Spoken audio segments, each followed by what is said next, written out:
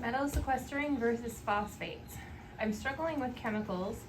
8,500 gallon chlorine pool, Hayward paper filter in Florida.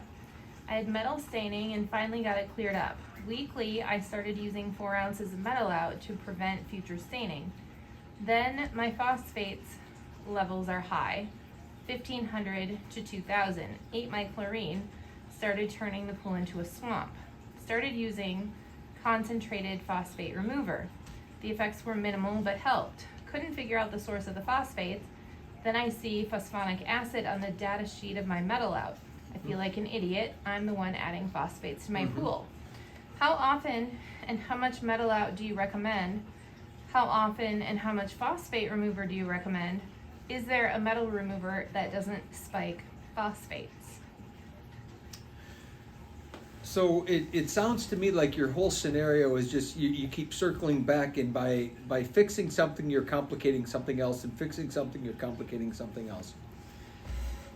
Once you remove the metals from the water, they should be gone.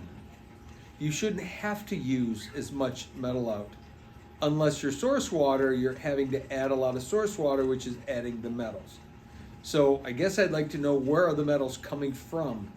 If you can remove them and get them out of the water, they're not going to re-stain your pool, unless you're having to add consistently water that has a lot of metals in them. So I guess that would be question number one, is where are these metals coming from that you're constantly trying to remove? I would also suggest that you use the minimum required. If there is staining, use the minimum required to remove it, and don't continually use the dosages recommended for maintenance, because you're right. You're adding phosphates to the water. The phosphates are a beautiful way to help an algae bloom go to town. It goes to town, and next thing you know, your water's green, so you're adding massive amounts of chlorine, which is adding, and it's just kind of compounding itself. You might also look at some of the other products out there that will help sequester and hold those stains back. I would also wonder, what kind of metals are they?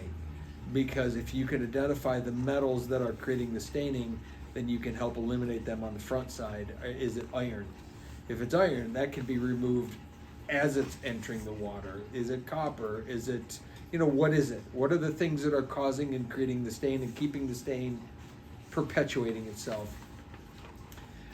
Short of that, you may want to look at dumping half the water, refilling, starting over. Clearly never empty the pool.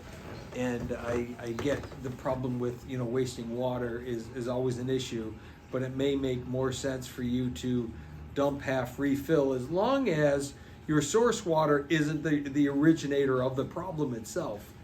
Because those